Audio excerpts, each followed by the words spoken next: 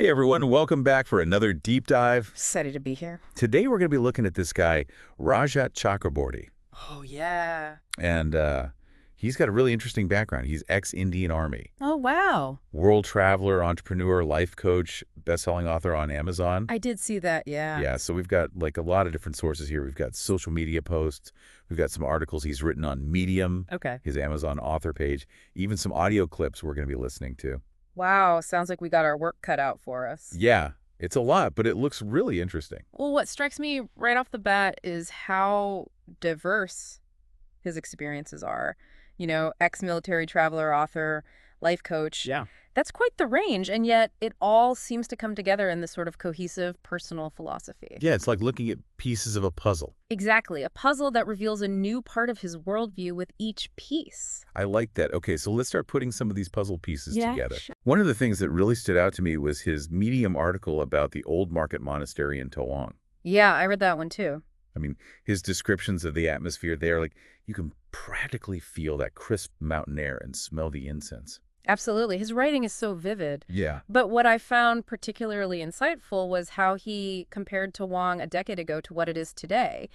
You know, he doesn't just state that the town's gotten bigger. Right. He reflects on how that growth kind of represents a deeper cultural shift, the way globalization is impacting even these remote communities. It makes you think about places you visited. Yeah, exactly. Like, have you noticed any similar transformations in your own travels? Oh, yeah. I can think of one place I went to years ago, this little coastal town. It was so quiet and peaceful, but when I went back recently, it was like a totally different place, bustling with tourists. You could barely recognize it.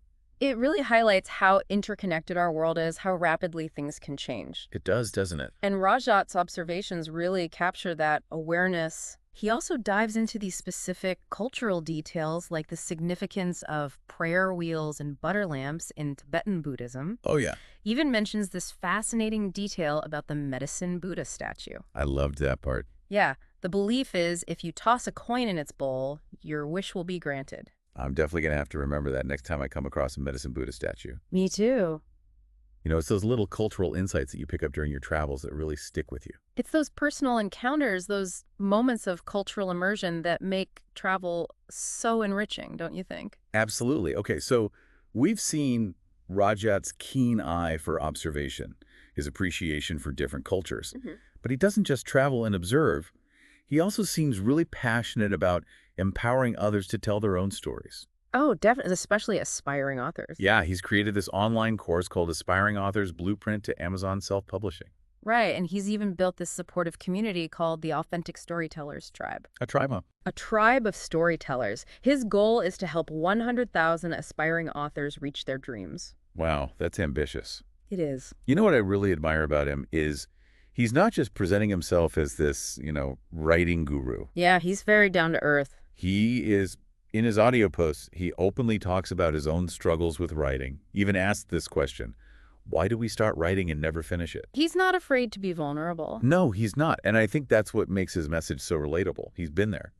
He's experienced writer's block. He's overcome those challenges. Exactly. And that makes his advice so much more powerful because it's not just theoretical. It's coming from his own personal journey. Speaking of journeys, his book, The Failure Incorporation, caught my eye. Oh, yeah, that's an interesting one. He explores what we can learn from setbacks, which he acknowledges is a pretty sensitive topic.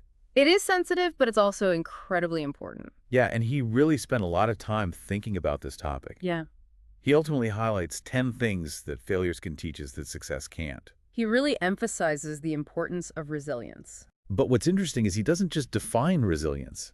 He breaks it down into its different facets.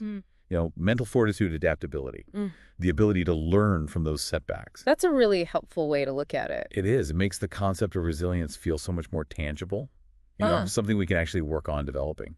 Absolutely. It takes it from this abstract idea to something practical. Have you ever had a moment in your life where you had to tap into that resilience, where you had to bounce back from a difficult situation? Oh, yeah, definitely. There was this one time when briefly shares personal anecdote about resilience. It was tough. But I learned so much about myself, my capacity to overcome challenges. Sometimes it's those challenging experiences that really shape us for the better. I think so. Rajat, he uses this powerful analogy in his Bhaskar Udan which translates to eagle's flight. Oh, yeah, I remember that. It's about this eagle that needs to shed its old feathers and beak in order to fly again. Such a powerful metaphor for overcoming life's obstacles. It really is, and it ties in so beautifully with his broader philosophy of letting go, something he talks about a lot. Letting go can mean different things to different people, though, right? That's true for some. It might be relinquishing control over outcomes for others. It might be accepting uncertainty, being open to new possibilities. Right. What does letting go mean for you? That's a good question. I think for me, it's about trusting the process even when things feel uncertain. Yeah. You know, Yeah. releasing the need to micromanage every aspect of my life, allowing for some spontaneity in those unexpected detours. That's a great perspective. And Rajat seems to embody that philosophy in such a genuine way. He does. Take, for instance, his audio clip titled, "It's Life and It Takes Over." I love that one. Yeah, where he opens up about feeling stuck in this really difficult situation. Right. And he invites listeners to share their own experiences, acknowledging that these struggles are universal. I thought that was really powerful, the way he created that sense of shared humanity. Yeah, it makes his message so much more impactful. He's not just preaching from a pedestal. He's right there with us, navigating the complexities of life. Exactly. And I think it's really interesting how he contrasts that vulnerability with his audio clip called "Opening My Gratitude Jar," where he emphasizes the importance of appreciating those positive moments, even amidst challenges. It's like finding that balance, right? Yeah, acknowledging the difficulties, but also actively seeking out joy and gratitude. Yeah. That gratitude jar practice is something I found really inspiring. It's such a simple but powerful way to cultivate a more positive outlook. It ties in perfectly with his idea of letting go, It does. accepting what is finding the good, and trusting that even when life throws curveballs, there's always something to be grateful for. I love that perspective. But before we get too deep into his philosophy, we should probably touch on his entrepreneurial journey as well. Okay, yeah, we should, because Rajat's entrepreneurial spirit is another fascinating piece of this puzzle we're putting together. It is, and it reveals a lot about his drive, his creativity, and his desire to make a positive impact on the world. So we were talking about how Rajat balances those tough parts of life with finding the good and being grateful. Yeah, finding that balance is key. Right, and his entrepreneurial spirit, that's another piece of this puzzle. Okay, yeah, let's talk about that, because he's clearly a go-getter. I mean, you don't just go from the Indian Army to a successful author and entrepreneur without some serious drive and ambition. Yeah, what stands out to you about his entrepreneurial journey? What I find really interesting is how his entrepreneurial pursuits are so intertwined with his passions. Okay. Well, take, for example, he's got this travel podcast called Trawlcast, Yeah, I saw that.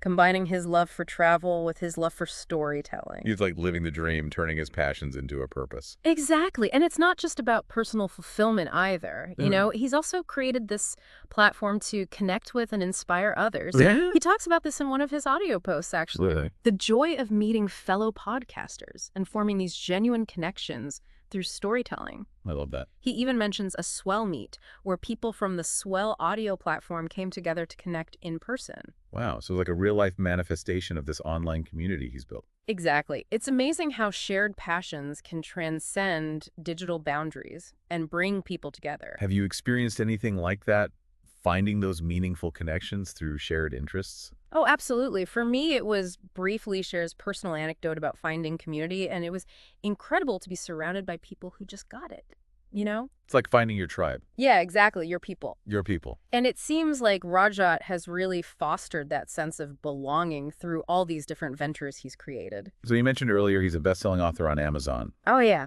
What insights can we glean from his books? Well, his Amazon author page, it says he writes about travel business and personal growth. Okay, makes sense. And what's interesting is his writing style. It's described as simple and easy to understand. Which aligns perfectly with his whole approach of making complex topics accessible to everyone. Exactly. You know, it seems like a natural extension of his desire to help others learn and grow. It really does. And it's worth noting that his success as an author didn't happen overnight. Right, in one of his audio posts, he actually talks about this. Oh, really? What does he say? He talks about the importance of perseverance, even when you face setbacks. You know, just keep going. Which goes back to that theme of resilience. Yeah, he seems to understand that the path to success is rarely a straight line. It's more like a winding road with all those twists and turns. Exactly. But what I also sense is that he genuinely enjoys the journey as much as the destination. I think that's so important. Right. It's about finding fulfillment, not just in achieving goals, but in the process itself. The learning, the adapting, the connecting with others. That's a beautiful perspective and something we can all strive for in our own lives. Right. Finding joy in the process, not just the outcome. Okay, so we've explored his love for travel, his passion for helping aspiring authors, his entrepreneurial ventures, even his insights on failure and resilience. Yeah, we've covered a lot of ground. Is there anything else we should touch on before we wrap up? I think there's one more intriguing aspect of Rajat's personality that we should explore. Okay, what's that? He seems to have this deep appreciation for the power of letting go. Oh, yeah. Yeah. I'm really fascinated by that concept. It's a powerful one. Can you elaborate on how that manifests in his life? Sure, in a lot of his audio posts, he talks about surrendering to life's flow, Yeah. accepting the things we can't control and finding peace amidst uncertainty. That's such an important message, especially in today's world, where we're constantly bombarded with information and pressure to achieve and control everything. It's a refreshing alternative, It is. embracing the unexpected twists and turns as opportunities for growth and discovery. Yeah, I love that it's like he's encouraging us to become more comfortable with the unknown, to see those challenges not as roadblocks, but as detours that might lead us to even more beautiful destinations. Precisely. And this brings us to a really crucial question. Okay, what is it? What aspects of your life are you holding on to too tightly? Whoa. And what would it look like to loosen your grip and allow for more spontaneity and flow? Those are some deep questions. That they are. Makes you really stop and think, doesn't it? It does, about where we're placing our energy and our focus. And sometimes the most profound growth comes from letting go of what we think we know and opening ourselves up to those new possibilities. So true. I think we've covered so much ground already. It's amazing how much we've learned about Rajat just through these little snippets of his work and life. It has been a fascinating exploration, but there's one final thread we should unravel before we conclude our deep dive into Rajat Chakraborty's world. Yeah, you're right. What is that final thread? Well, throughout this whole deep dive, we've been talking about this idea of letting go, embracing uncertainty, finding that sense of peace amidst chaos. But what's really fascinating to me is that Rajat doesn't just talk about these concepts, he lives them, Yeah, he does. It's one thing to read about these philosophical ideas, Right. but it's totally different to see them actually being put into practice, woven into the fabric of someone's life. Exactly. And it makes you wonder, what does that kind of surrender look like on a day-to-day basis? It does, right? I think it starts with a shift in perspective. Right. Rajat seems to view life not as something to be controlled, but as a journey to be experienced. Yeah. He sets intentions, but he's also willing to adapt, to adjust his course when life inevitably throws those curveballs. Like that saying, life is what happens when you're busy making other plans. Exactly. He doesn't resist the unexpected. Right. He embraces it. He sees those challenges as opportunities for growth. Exactly. So what does this all mean for us, the listeners? That's the big question, isn't it? Yeah, what can we take away from Rajat's unique approach to life? I think his journey offers a powerful invitation. Oh, okay, I like that. An invitation to question our own attachments to control, to explore the possibility of surrender, not as weakness, but as a source of strength. It's about recognizing that sometimes letting go is the most courageous thing we can do. And the most liberating. Yeah, it's about finding that sweet spot between striving and acceptance. Pursuing our goals, while also being open to the possibility that life might have a different plan. Absolutely. It's not about passivity. No. It's about recognizing that we can be both intentional and adaptable, goal-oriented, and open to the unexpected. Embracing the fullness of life with all its messiness and beauty. Couldn't have said it better myself. Well, I think we've done a pretty thorough deep dive into the world of Rajat Chakraborty. We covered a lot of ground. Any final thoughts before we wrap things up? I would just encourage everyone listening to really consider Rajat's journey as a source of inspiration, Yeah. to explore your own passions, to cultivate that resilience in the face of challenges, and to find joy in those unexpected detours that life throws our way. I love that. And if you're interested in learning more about Rajat and his work, be sure to check out the links in the show notes. Until next time, keep exploring, keep learning, and keep diving deep.